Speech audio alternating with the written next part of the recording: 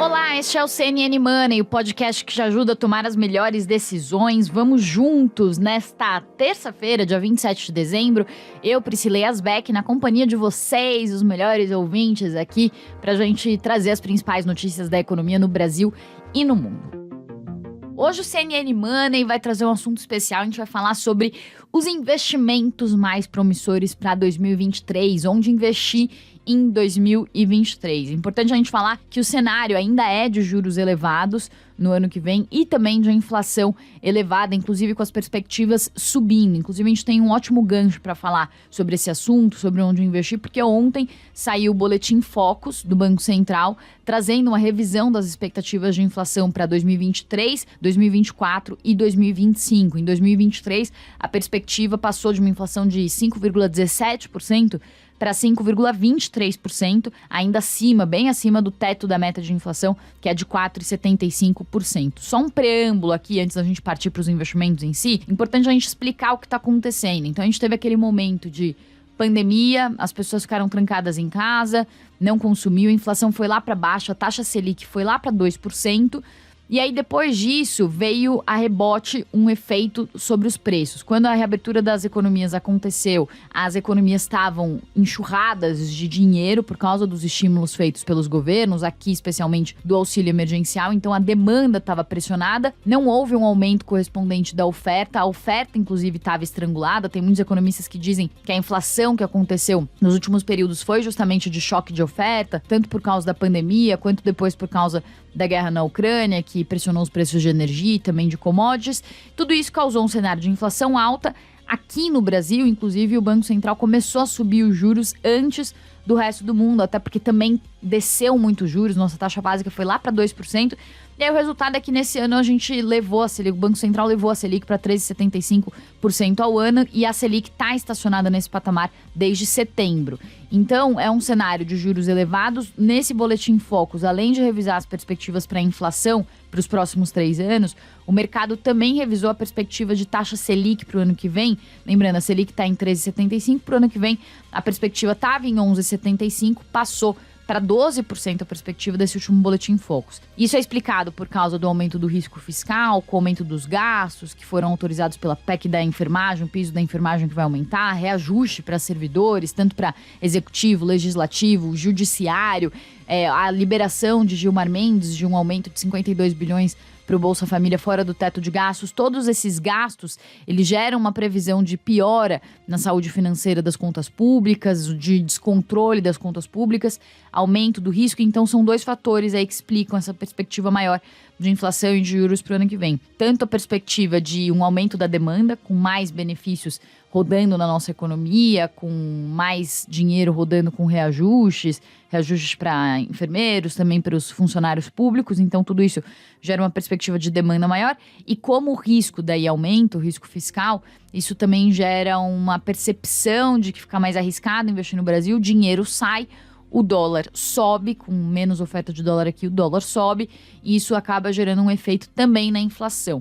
E aí a XP, inclusive, trouxe um relatório ontem falando que também tem uma outra via aí de pressão para aumento de preços, que é a questão dos tributos federais sobre combustíveis, CID, PIS e COFINS, que foram retirados pelo governo Bolsonaro, ali na tentativa de vencer as eleições, reduzir o preço dos combustíveis. Esses impostos geram uma renúncia, né? O governo deixa de arrecadar 54 bilhões de reais por ano, e aí tem uma expectativa de que Lula volte a cobrar esses impostos, esses tributos federais sobre combustíveis, para pagar a conta desses aumentos de gastos sociais. Então, com isso, a XP calcula que esse retorno dos impostos federais sobre os combustíveis podem gerar um acréscimo de 0,5 ponto percentual, ou mais especificamente 0,51%, na inflação do ano que vem, levando a perspectiva da inflação para o ano que vem da XP para 5,4%. Bom, dito tudo isso, a perspectiva ainda é de inflação alta e de juros altos. Então, como investir no ano que vem? A gente conversou com o Arthur Vieira de Moraes, que é sócio do Clube dos FIIs, e ele fez um panorama dividido em 3 partes, né? Primeiro, ele mostrou ali um histórico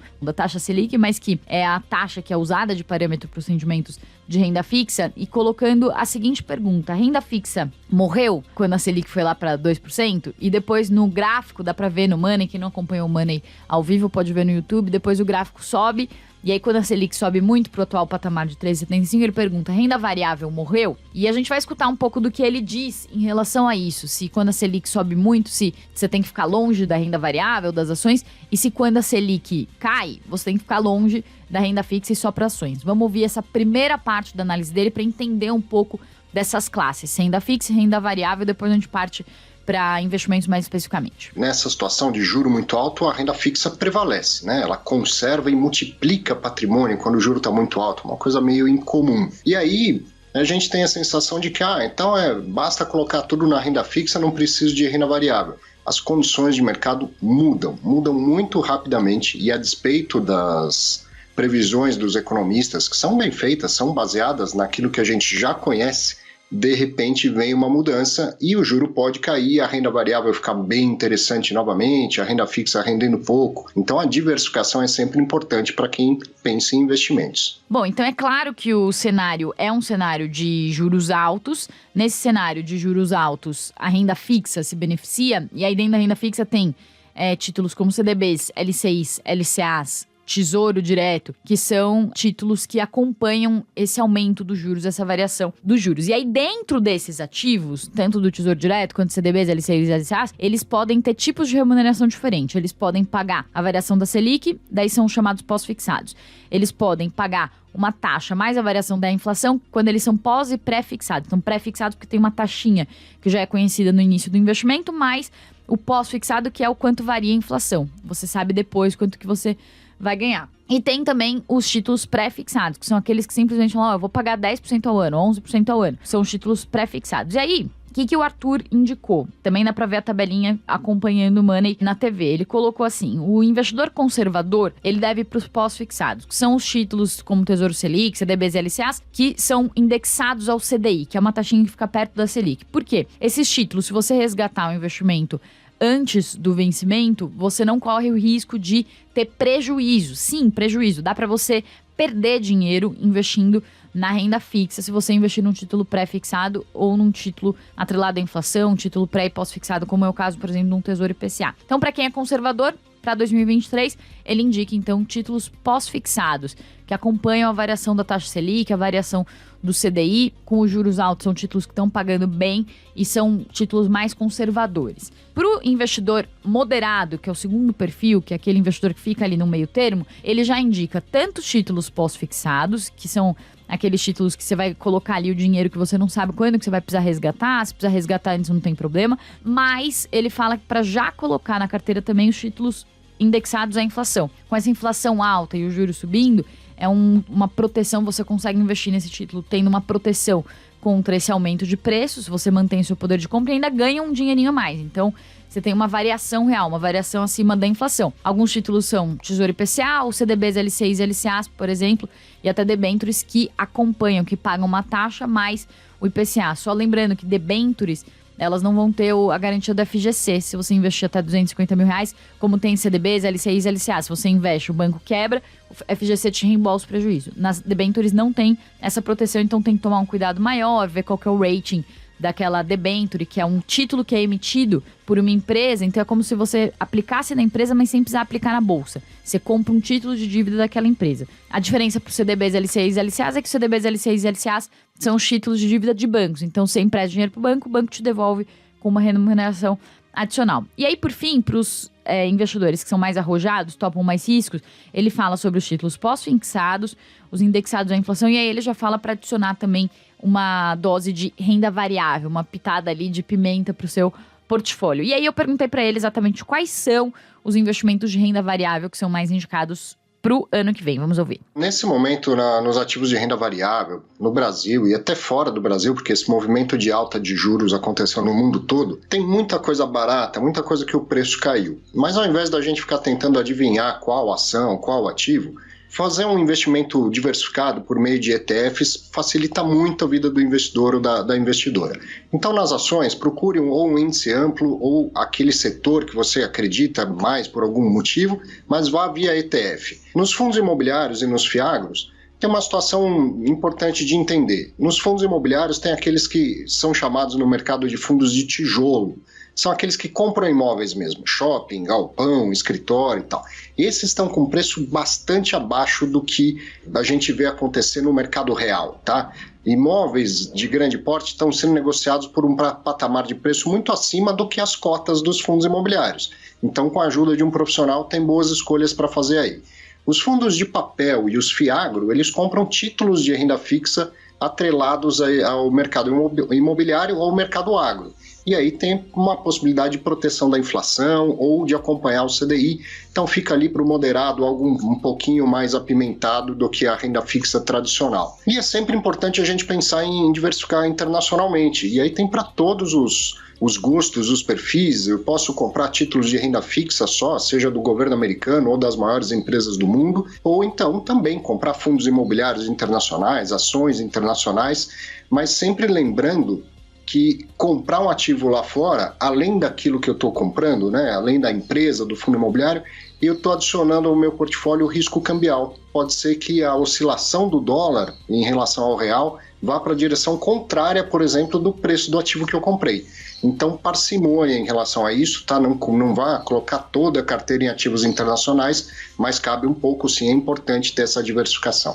Bom, sobre essa diversificação internacional, depois na sequência eu perguntei, Arthur, mas não é arriscado? Isso é para o pequeno investidor?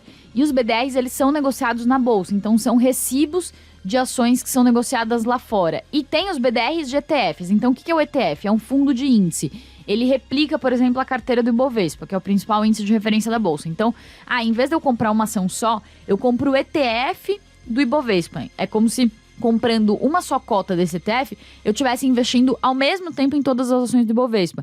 Então, em vez de eu pagar ali, sei lá, dezenas de milhares de reais para comprar todas as ações do Ibovespa de forma separada, eu compro uma cota desse ETF do Ibovespa, que é o BOVA11, e aí com isso eu tenho uma exposição à carteira toda do Ibovespa. É como se eu comprasse com 100 reais ou pouco mais toda a carteira do Ibovespa. Então, essa é a diferença de você investir em ETF em vez de investir em uma ação só, que é algo difícil, porque às vezes, né, dá o azar de investir numa ação que vai cair logo na sequência.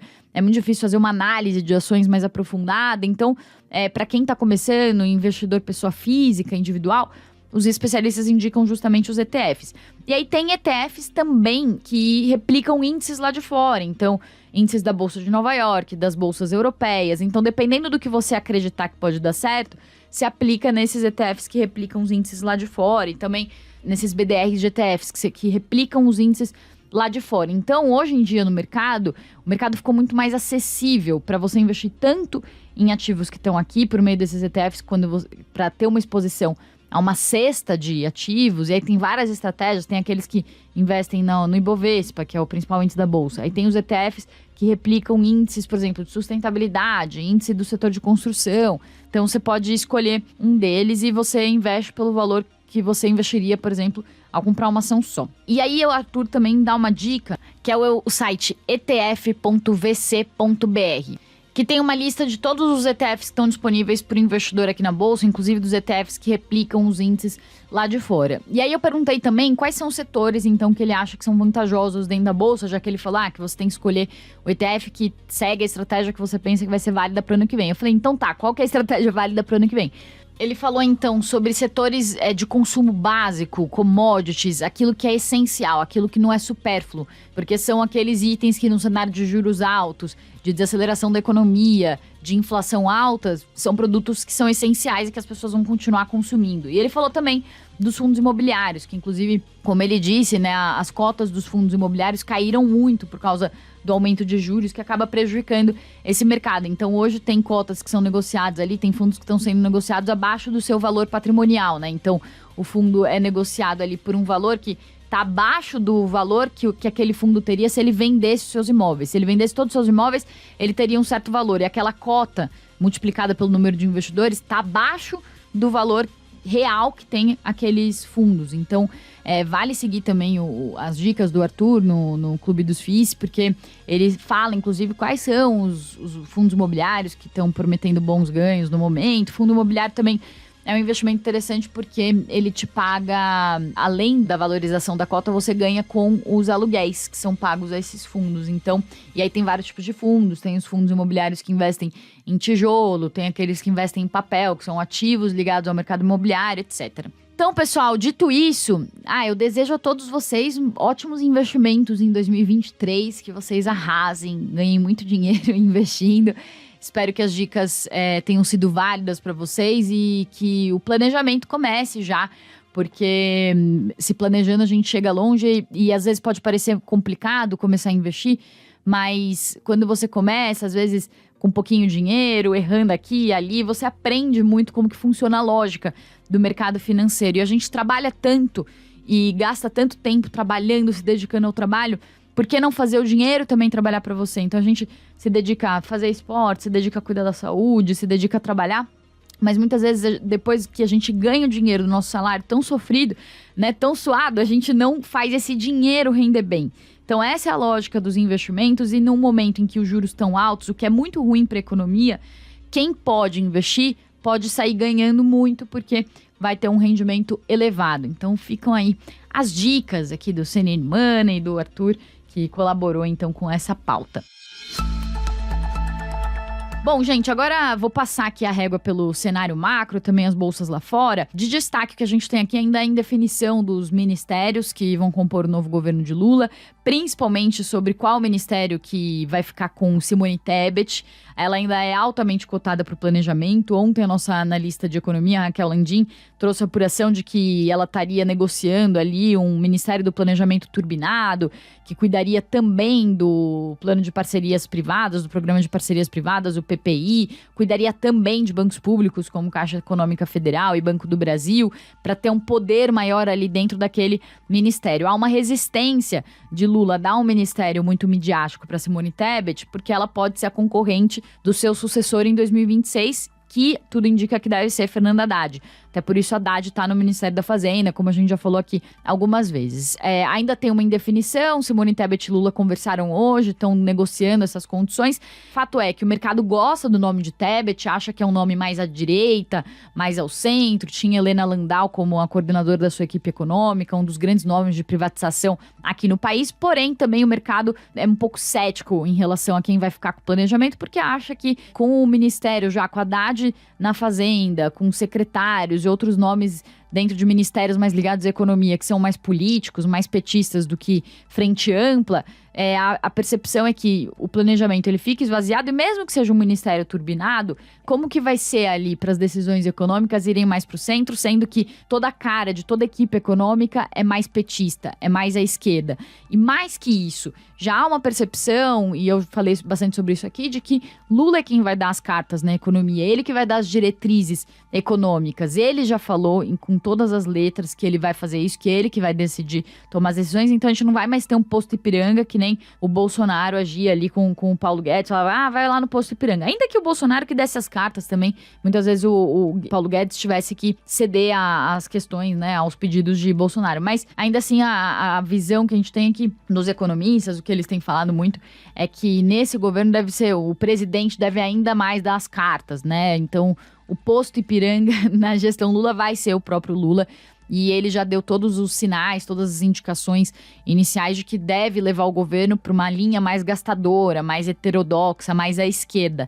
Talvez mude alguma coisa quando ele assumir, quando a realidade bater, quando os preços de fato começarem a subir, como as projeções do Boletim Focus estão indicando, como a gente falou aqui no CNN Money, mas por enquanto as indicações são de um governo mais à esquerda. Dado o recado aqui sobre o cenário doméstico, só passando rapidamente pelas bolsas lá fora. Ontem, vale falar que o Ibovespa caiu com essa percepção de risco maior aqui dentro, por causa do Focus que mostrou perspectivas maiores de inflação, de juros também para o ano que vem, porque como a gente não tinha referência do mercado externo, o Ibovespa acabou refletindo esses riscos internos. E hoje as bolsas europeias e também as bolsas americanas voltam do feriado. No Reino Unido o mercado segue fechado, mas o dia deve ser também de negociações reduzidas. Ontem o giro do Ibovespa ficou em 9 bilhões de reais, quando a média normalmente é de 24 bilhões. Então hoje a gente também deve ter negociações reduzidas. E aí lá fora, as bolsas estavam abrindo em alta, tiveram perdas recentes por causa da perspectiva de que os juros vão seguir elevados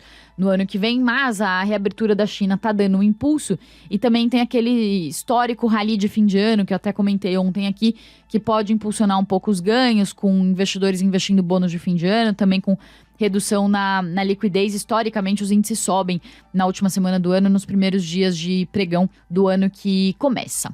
Bom, pessoal, dito isso, CNN Money de hoje fica por aqui. Amanhã a Thaís volta do recesso e eu vou partir para novos desafios aqui na CNN. Eu vou deixar o CNN Money, que é um programa que eu gosto muito e aprendi muito e fui muito feliz de fazer por aqui, porque eu vou me tornar correspondente internacional da CNN, vou morar em Paris a partir do ano que vem, vou fazer uma cobertura de economia internacional lá fora, cobrir crise na Europa, também nos Estados Unidos. Estou muito empolgada com esse novo desafio, mas ao mesmo tempo tô já com saudade aqui do CNN Money, mas sabendo que ele vai ficar em ótimas mãos com a Thaís Herédia e eu vou continuar acompanhando de perto tudo que rolar por aqui. Dito isso, CNN Money de hoje fica por aqui. Uma ótima terça-feira a todos e um bom fim de ano a todos. Até mais, tchau!